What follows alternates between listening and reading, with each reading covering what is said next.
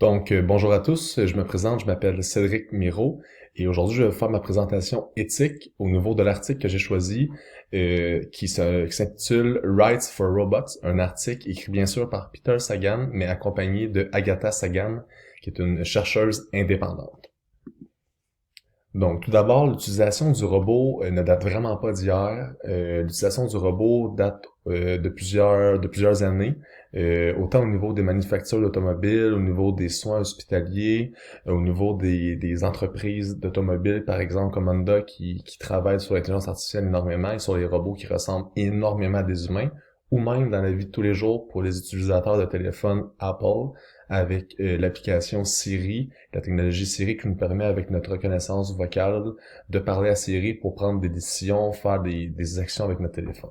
De façon plus précise, l'article en tant que tel parle de l'entreprise Geico Systems qui ont lancé le Care Robot, un robot individuel pour chaque personne, soit des personnes qui ont des troubles au niveau cognitif ou qui désirent tout simplement avoir un compagnon dans sa vie de façon à tous les jours ou de façon personnelle.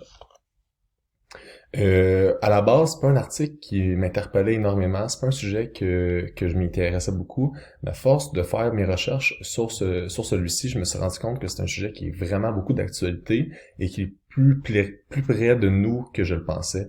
Vraiment d'actualité présentement, pas plus tard que ce week-end, une résidence de personnes âgées québécoises ont fait le saut au niveau de la technologie avec les robots. Ils ont décidé de faire un test avec le robot Antoine de l'Université de Sherbrooke. C'est un robot un peu dans le style comme le CareRobot que vous pouvez voir présentement à l'écran. C'est un robot qui est individuel pour chaque résident des personnes âgées, donc de façon pratico-pratique.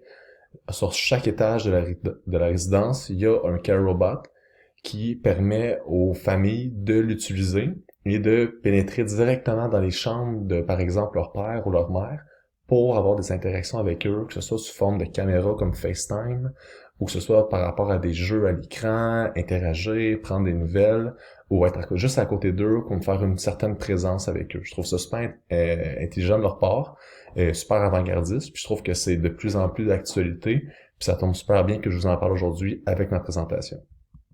C'est une évolution qui nous amène à se poser énormément de questions au niveau du futur des droits pour les robots.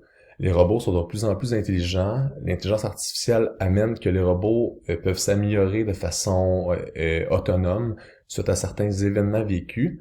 Donc la question au niveau de la conscience, au niveau des émotions que le robot peut ressentir à force de s'améliorer et vivre des émotions est légitime dans la question qu'on se pose présentement.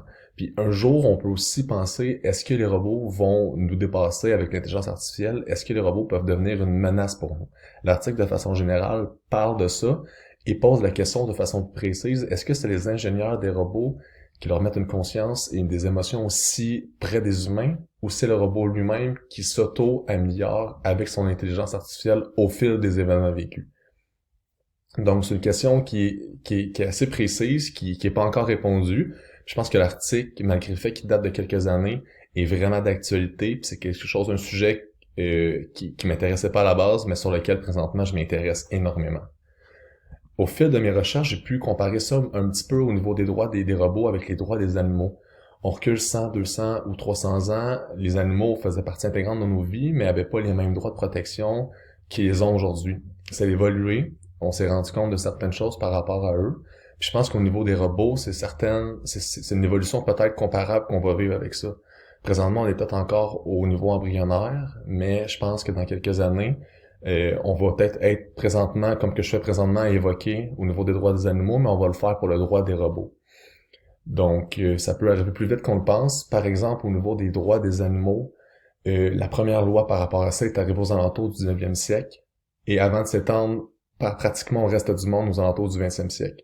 Et encore plus précis au niveau de l'actualité, en 2015, Pierre Paradis, un ministre au niveau du Québec, a sorti la loi numéro 54 par rapport aux droits des animaux au niveau de l'abattage, au niveau de la chasse, au niveau de leur utilisation comme ressource au niveau de la viande et des fourrures. Donc c'est quand même assez récent, ça évolue de façon constante au niveau des droits, que ce soit au niveau des animaux et peut-être bientôt au niveau des robots. Pour finir, je vous suggère un documentaire qui fait énormément réfléchir sur l'article que j'ai lu par rapport aux robots. C'est un documentaire qui s'intitule AlphaGo, que vous pouvez retrouver sur Netflix. Un documentaire qui met en lumière l'intelligence artificielle contre un expert d'un jeu de société qui s'appelle le Go. Je sais pas si vous connaissez, mais c'est un jeu de stratégie, un des plus durs jeux de stratégie qu'on peut retrouver dans le monde. C'est un documentaire que je vous propose énormément qui met en lumière toute la force de l'intelligence artificielle dans le futur. Donc sur ça, je vous souhaite une excellente fin de journée et merci.